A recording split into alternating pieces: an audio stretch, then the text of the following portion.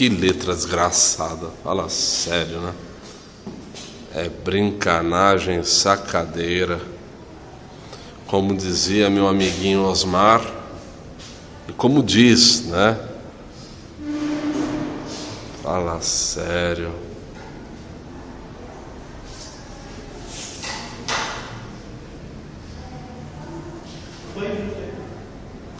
Aí, Albertinho, ó, grava aí pra mim, que já tá funcionando, é só apontar.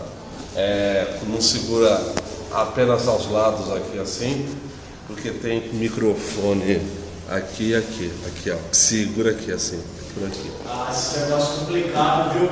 Complicado, que complicado. Bom, boa tarde, pessoal. Olha lá, presta atenção, tá? Nós estamos acostumados a quê? A uma redação, seja, eu já disse em sala de aula, que a redação é gênero, onde dissertação e narração são espécies, portanto são diferentes entre si, tá certo? Então o que acontece? Eu tenho aqui um modelo típico, padrão de uma dissertação, onde eu confiro um título através de um tema básico, um tema X. Esse tema X tem eco aqui agora? Não, né? Então o que acontece? Esse tema X, eu vou lê-lo e vou informar um título. Quem atribui o título? Eu. A equipe que está elaborando, ou uma pessoa apenas que está elaborando. Por quê? Eu tenho N temas. Exemplo, logística reversa, logística da infovia, enfim, e por aí afora.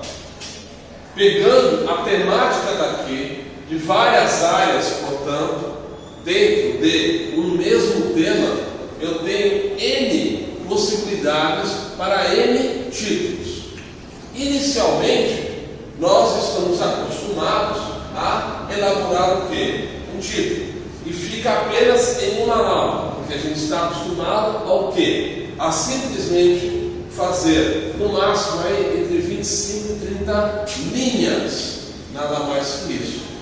É óbvio que o primeiro parágrafo é chamado de introdução, onde eu tenho uma abordagem genérica do que eu estou desenvolvendo.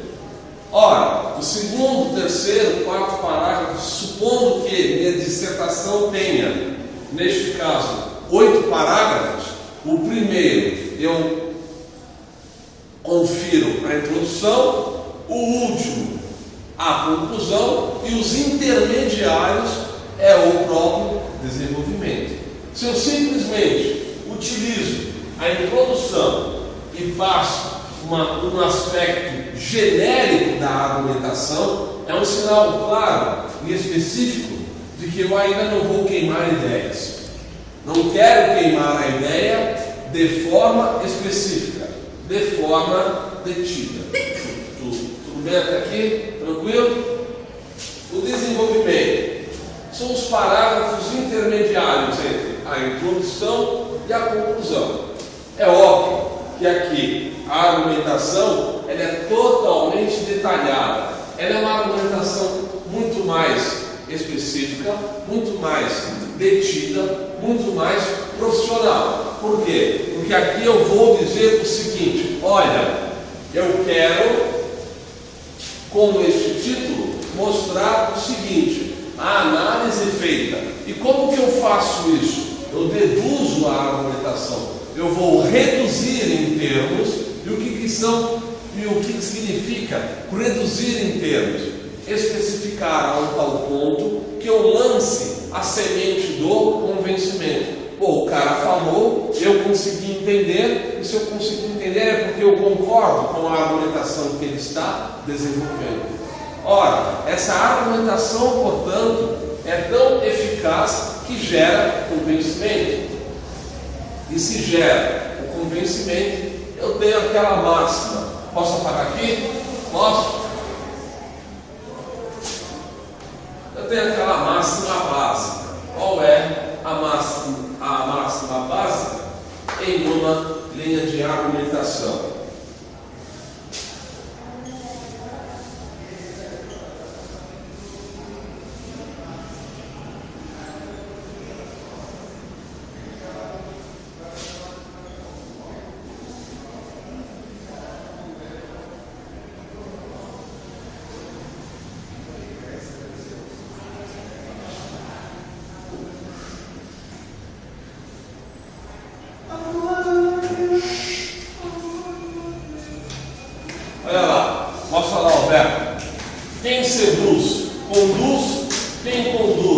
aduz, quem aduz, deduz.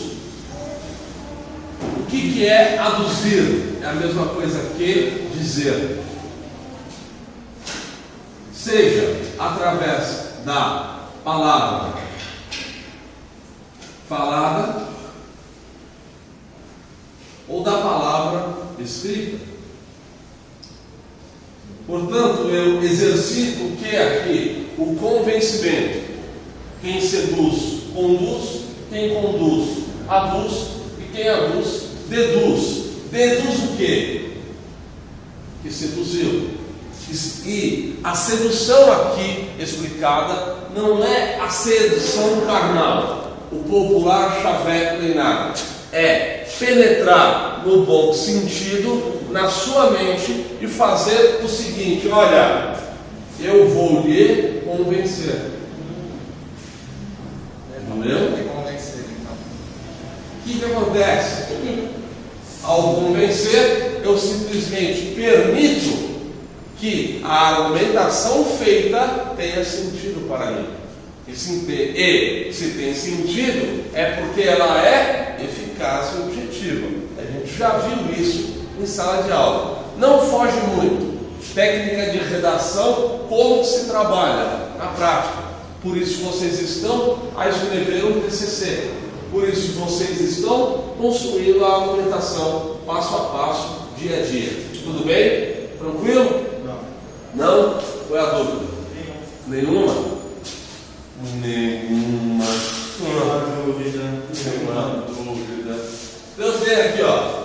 Em geral, a gente sabe que a redação ela é algo bem simples, como fazê-la em uma lauda e ponto final.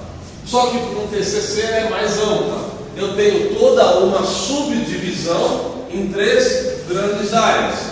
Quais são? Parte pré-textual, parte textual e parte pós-textual. Feito isto, eu sei que a argumentação, portanto, tem que ser dirigida em dado momento, em dado instante, em dada expressão da fala ou da escrita. E como que eu faço isso? Eu construo a argumentação através de tópicos. Para isso que eu tenho itens e subitens.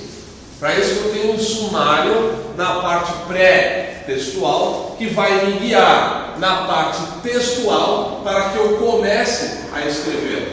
É evidente que a primeira lauda de um TCC, eu sei que ela é a introdução. A última lauda, da parte textual, é chamada de conclusão. E aquela parte intermediária, onde encontram-se itens e subitens, é o próprio desenvolvimento, é a argumentação detida em si, é a argumentação criada com o propósito de convencimento, formar a ideia, formar a argumentação, e se eu formo a argumentação, eu consigo convencer. Tudo bem? Tranquilo? Em seguida, o que é essencial na técnica de redação? Leitura. Sim. Aí a pergunta vem: o que ler? Tudo, sem exceção. Desde Ana Maria Braga, até o que? Astrofísica. Poxa, eu não tenho interesse nisso. Sinto em dizer, um dia você irá usar, pode ter certeza. Aí o pessoal fala assim: ah, nunca usei isso. Delta em 9B2, mais ou menos, raiz quadrada de... menos B vezes 2A, dividido por 2A. Não, aqui é o quê? A gente vai usar, Paulo Luiz, fica tranquilo. Aqui é o quê? Raiz quadrada de... Alberto? Menos B vezes 2A, né? Menos B vezes 2A. Não, mais ou menos raiz de... Apaguemos este EXC. Apaguemos este EXC porque não deu certo. Olha lá. Eu sei que π vale quanto? 2R ao quadrado. Gostei dessa. Π é 2R ao quadrado. Isso. Pi é igual a 2R ao quadrado. 2R ao quadrado? Pi 3,14, 15. é o valor, mas é o... Faltou. Tu quer saber? 3,14. Vai. Em geral fica na segunda casa, não é isso? 3,14, 15, 16, tal. É aula da Luiz ou... É para entender técnica de redação, filho. Olha lá. Eu tenho que ler tudo, sem exceção. Se eu não leio, eu não consigo identificar um padrão. Se eu não identifico um padrão, eu não aplico. Se eu não aplico, eu não conheço. Se eu não conheço, eu não argumento. Se eu não argumento, eu não formo nada. Então eu não tenho, entre aspas, relevância para uma dada expressão, para um dado impacto verbal ou então escrito. Porque tudo que eu me propuser a escrever, eu não vou convencer. E se eu não convenço, eu não formo o processo de argumentação. A argumentação em si ela tem um propósito, convencer, ponto. Concordando ou não, pouco importa. Mas, se eu elaboro uma argumentação formal, construo a argumentação e faço com que a pessoa ainda assim fique em dúvidas, é porque ainda assim eu estou plantando dúvida. E quem planta dúvida consegue mostrar o quê? O seu teor de argumentação. Tudo bem? Tranquilo? E aí eu tenho aqui, em segundo ponto, saber elaborar a escrita equivale a conhecer algumas regras, entre as quais expomos. Quais são? A dissertação é diferente de narração. De não, né? Da narração. A primeira, no caso esta, possui princípios rígidos, diferentes da narração. Toda. Usamos uma argumentação mais objetiva, livre de dados subjetivos. Uso frequente da primeira pessoa do plural e ou forma impessoal. Por que e ou? É possível na argumentação eu usar as duas espécies? Por que é possível? Porque, ora, eu quero me aproximar um pouco do leitor e da leitora, ora, eu quero me afastar. Quando eu me afasto, eu utilizo uma linguagem muito mais profissional, mostrando que, olha, a análise que eu faço agora, reflita. Isso eu costumo encontrar onde? Em revistas. Por exemplo, Época, super interessante, Veja e por aí afora. Quando eu uso a primeira pessoa do plural, é um contato mais próximo que o autor quer ter com o seu leitor e ou leitora. Isso é técnica. Isso é uma forma através da qual eu consigo convencer. E aí falo, por isso que eu falo, caramba, tudo que eu leio daquele cara eu gosto, porque frequentemente ele usa isso e fica imperceptível, porque a leitura fica fluida. O que é isso? Ela tem cadência frequente, contínua. É como a própria água, né? Cai e sempre acha um percurso para dar vazão. Tudo bem?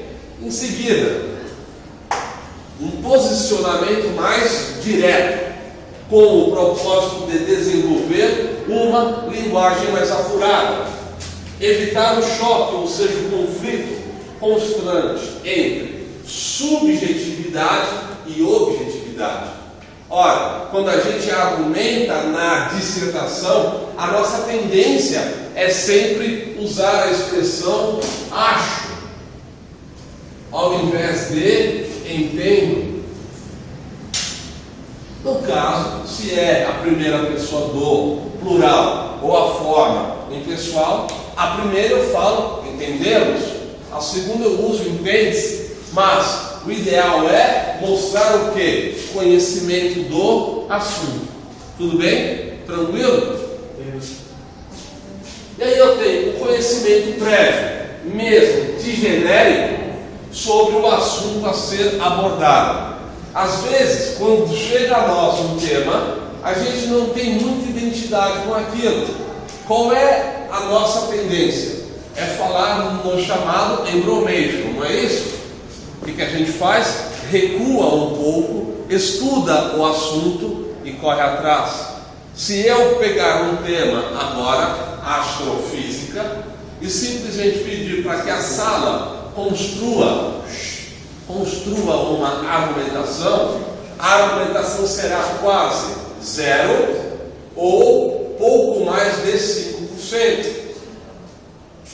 Se eu pedir para daqui a, durante um ano, vocês estudem astrofísica, eu terei o quê? 90% de acerto na argumentação, porque eu estou estudando o assunto. É a mesma coisa, quando eu entro para a faculdade, seja de qualquer curso, eu entro com conhecimento ou quase nulo, ou então zero. O que vai acontecer? Com o passar dos anos, eu vou me aprimorando. O que? Linguagem, técnica utilizada, jargões específicos da área, o próprio conteúdo que é específico. Isso é sinônimo de aperfeiçoamento, para que eu possa convencer, dizer com propriedade, ou seja, com ênfase. Tudo bem? Tranquilo? Forte abraço e até a próxima. Aperta aí o vermelho. Próximo.